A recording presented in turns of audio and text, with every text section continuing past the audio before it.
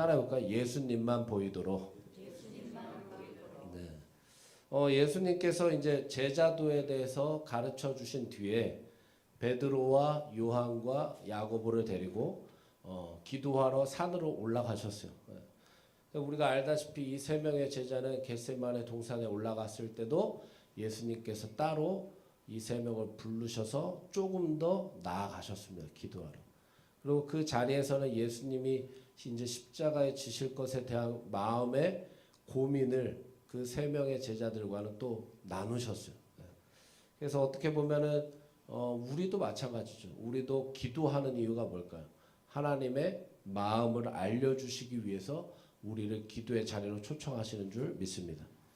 그래서 예수님도 늘 사역 가운데 우리가 너무나 잘 알다시피 기도가 우선이셨고 또 기도의 습관을 가지고 계셨어요. 본문에도 기도하러 산에 올라가셨다.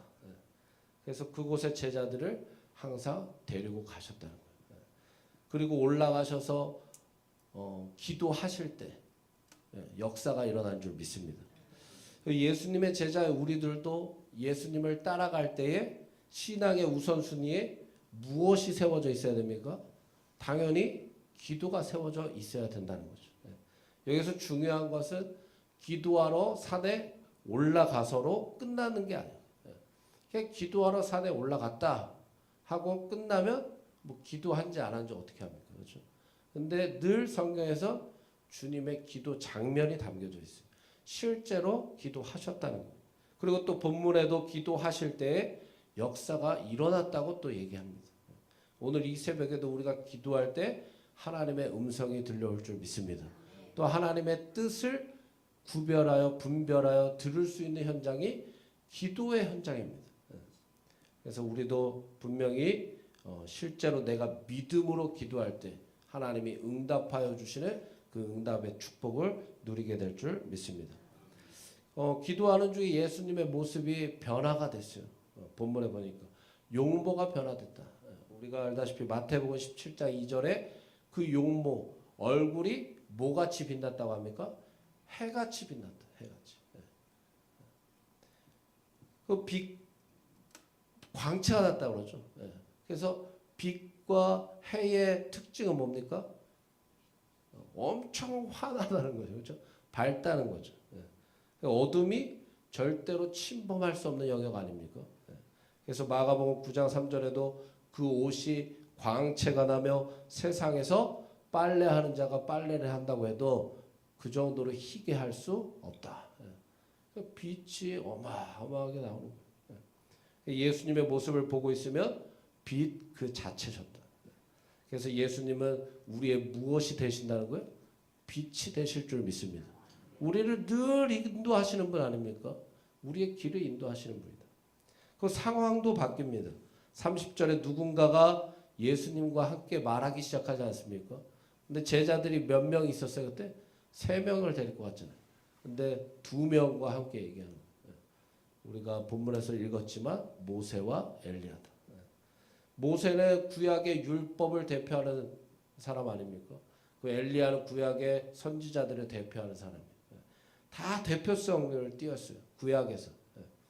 이 모세와 엘리야가 근데 예수님의 앞으로의 사역에 대한 일들을 서로 예수님과 얘기를 하고 있었다. 그 가운데 가장 중요한 사역을 얘기하는 거죠. 예루살렘에서 십자가에 달려 죽으실 사역을 얘기를 하십니다.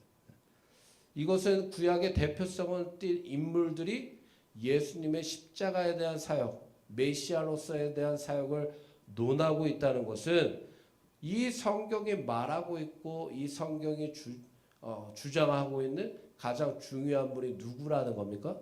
예수 그리스도라는 거죠. 또한 구약의 모든 예언이 누구를 통해 성취될 것을 말씀하고 있는 거예요? 예수 그리스도. 즉 예수 그리스도의 십자가의 죽음의 대속의 은혜를 통해서 멸망할 수밖에 없는 인류인데 우리가 소망이 생기고 또 구원의 길이 열렸다는 것을 강조를 하고 있는 거예요. 예수님 때문에. 이것은 예수 그리스도께서 누구시라는 증거가 됩니까? 하나님이시다.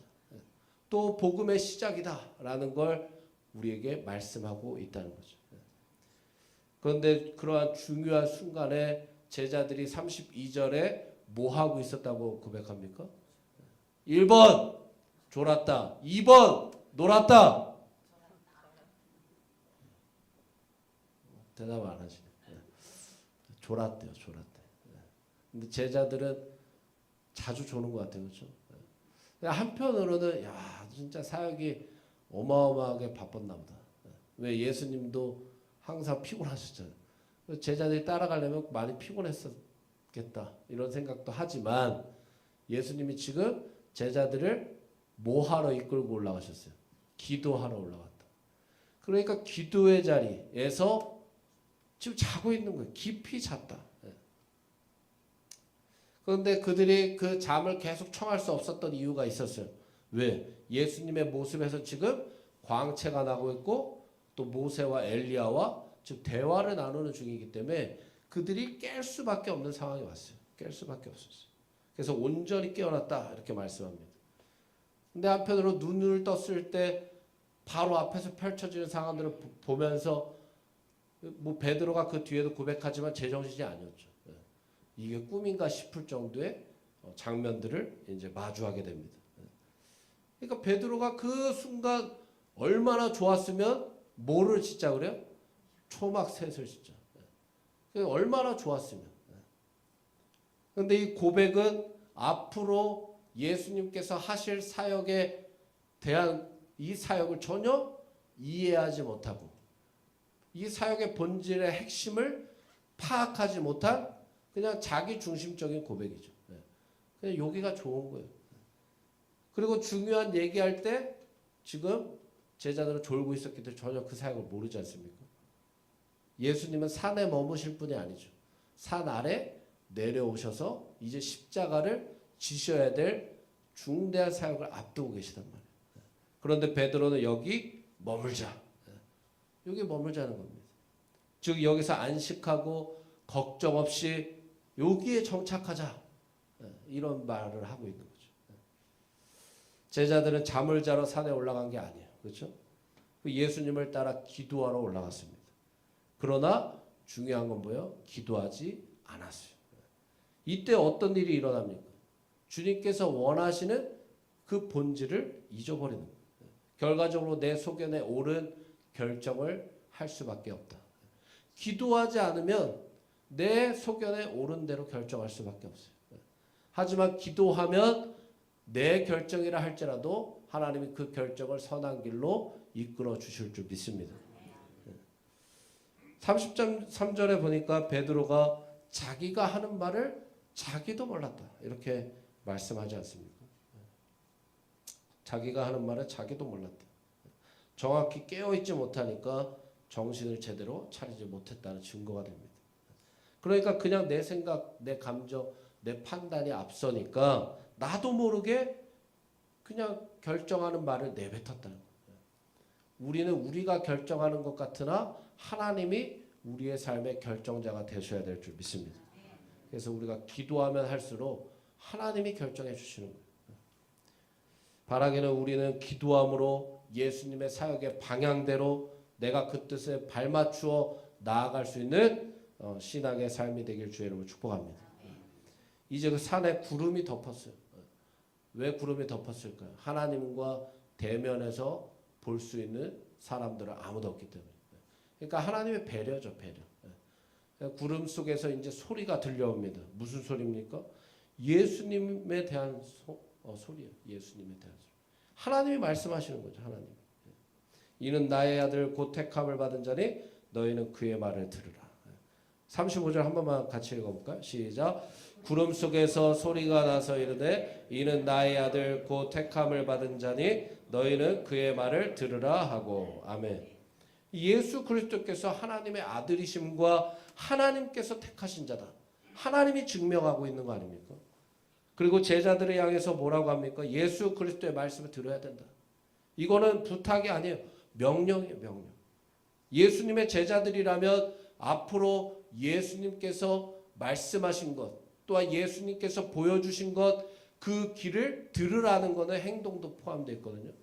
그 말씀에 대해 순종할 것과 그 길이 어떤 길이든 따라가야 될 것을 동일하게 말씀하고 계신다는 거예요. 근데 예수님이 지금 어떤 길을 걸어가세요? 십자가의 길을 걸어가실 건데 하나님은 예수님의 그 길을 따라가야 된다. 그래서 우리도 마찬가지로 우리의 십자가를 지고 우리를 부인하고 끝까지 예수 그리스도를 따라가는 믿음의 선한 싸움 승리하기를 주의 이름으로 축복합니다. 사도행전 4장 14절에 다른 이로서는 구원을 받은 이름을 우리에게 사람 중에 주신 적이 없다. 우리를 구원하실 분은 오직 예수 그리스도밖에 없음을 믿으시기 바랍니다. 그래서 결국 우리의 신앙의 끝은 누가 보여야 됩니까? 36절에 한번 읽어볼까요? 시작. 소리가 그침에 오직 예수만 보이더라. 여기서 여기까지. 누구만 보였대요? 예수님만 보였다. 그래서 우리의 삶에 누구만 남아야 됩니까? 예수님만 남고. 우리가 예수님만 보고 예수님만 의지하고 예수님만 남으면 신앙생활의 성공이에요. 성공. 그래서 다 성공자가 되시길 주의 이름으로 축복합니다.